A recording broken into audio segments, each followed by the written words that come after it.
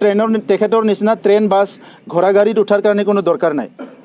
এতিয়া আমি একেলগে বিজেপি জিএছপিৰ এজন মাত্ৰ MCLA আছে, তেখেতে EM হৈ আছে, আজি কাম কৰি আছে এগ্ৰিকালচাৰত, আমি একেলগে চৰকাৰ চলাই আছোঁ। গতিকে আজিৰ সময়ত মানে হাগ্ৰামা মহিলাৰী ডাঙৰীয়াক মই বিচাৰি লগ কৰাৰ কোনো দৰকাৰ নাই। তেখেতে আহি পেলাই লগ কৰিছে আৰু লগ কৰি পেলাই তেখেতে কি কথা কৈছে সেইবিলাক কথাও যদি লাগে আমি কৈ দিব পাৰোঁ।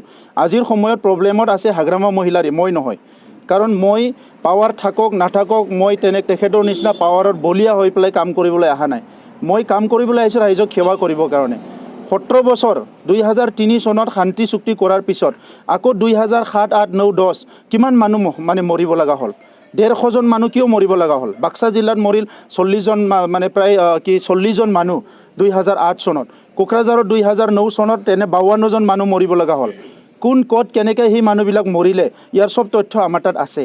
গতিকে আজিৰ সময়ত যিটো হত্যা হিংসা এইবিলাক বিটিয়াৰ অঞ্চলত শান্তি হৈছে আৰু ৰাইজে শান্তি বিচাৰি আছিলে। আগতে আপোনালোকে কোকৰাঝাৰত 8টা 9টা হ'লে মানুহ ঘূৰিবলৈ ভয় কৰিছিলে।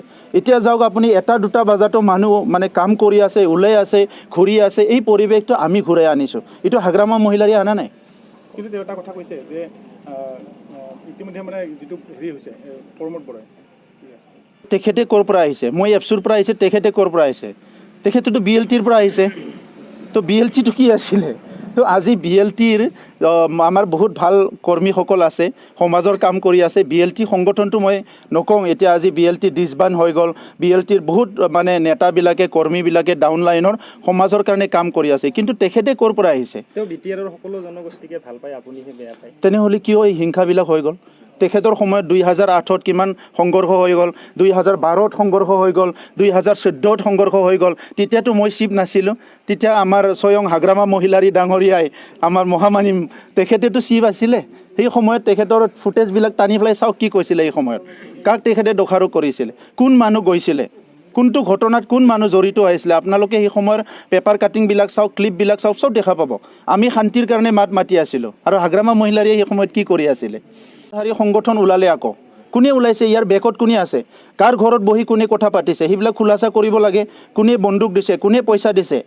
কাক মানে এই মানে বন্দুক পইচা দি পেলাই উগ্ৰপন্থী নতুন খোলাৰ কাৰণে কোনে ধন্যবাদ দিয়া চিঠি পঠাইছে?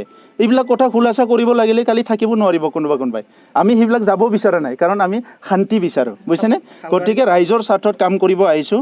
ককিলাবাৰী সমষ্টিত হাগ্ৰামা মহিলাৰে যিমান জোৰ নিদিয়ক ইয়াত কোনো কাৰণত জিকিব নোৱাৰে। আৰু সেইটো তেখেতে মানে ক্ষমতাটো পাৱাৰটো অপচয় কৰি লাভ নাই। তেখেতে নিজৰ কেঁচাৰ মেচিনত বহি কাম কৰি থাকক, গৌৰাং হোটেলত মানে হোটেল চলাই থাকক, আৰু কি আছে MRM হস্পিটেলটো ঠিকমতে চলাই থাকক। সেইটোতে তেখেতৰ ভাল হ'ব। আপুনি নিশ্চয় গম পাইছে শালবাৰীত আজি এটা ঘটনা হৈছে। এগৰাকী টেট শিক্ষকক এপছুল ল'ৰাই মানে গুৰুলাকৈ প্ৰহাৰ কৰিছে। মানে এগৰাকী মানে বড়ো সম্প্ৰদায়ৰ ছোৱালীৰ লগত চেলফি উঠাৰ অপৰাধত কি মন্তব্য আগবঢ়াব? এইটো ভুল হৈছে। তেনেকুৱা যদি ভাইলেঞ্চ হৈছে, মই এতিয়ালৈকে চোৱা নাই এইটো। মই কাৰ্বি আংলঙত আছিলোঁ, ইয়াৰ পৰা চিধা ইয়ালৈ আহিছোঁ। গতিকে কি হৈছে এইটো ময়ো তদন্ত কৰিম। আৰু এনি হাগ্ৰামা মহিলাৰীটো আৰু চব বিৰোধিতা কৰিব। কাৰোবাৰ দাঁতত যদি মানে মাছৰ কটা লাগে সেইটোও বিৰোধিতা কৰিব এতিয়া হাগ্ৰামা মহিলাৰী। কিন্তু তেখেতৰ দিনত যে কিমান মানুহ পিটিছিলে, সাংবাদিকো গুলাই মাৰিছিলে, সেই সময়ত কিয় বিৰোধিতা কৰা নাছিলে? কোকৰাঝাৰতো সাংবাদিকৈ গুলাই মাৰিছিলে। আমাৰ বাক্সাত কোনে মৰা নাই? জোন দাস মৰিছিলে, কিমান মানুহ মৰিছিলে, সেই সময়ত কিয় বিৰোধিতা কৰা নাই? কিমান মানুহ মৰিছিলে, তেতিয়া কিয় বিৰোধিতা কৰা নাই? এতিয়া আৰু চেলফিৰ মাৰামাৰিটো তেখেতে বিৰোধিতা কৰিব আহিছে। আজি ভাইলেঞ্চ কোনে কৰিছে ইয়াৰ তথ্য পাতি চব আছে। আমাৰ তাত কিতাপো আছে, কোন সময়ত কাক কোনে কেনেকৈ কি কৰিছিলে। এইবিলাক কৈ লাভ নাই। হাগ্ৰামা মহিলাৰীয়ে ওপৰত থু পেলালে নিজৰ মূৰতে পৰে। আপোনাৰ লগত চেলফি উঠিলে আপোনাক নামাৰে কিয়? তেখেতৰ লগতো চেলফি উঠি আছে।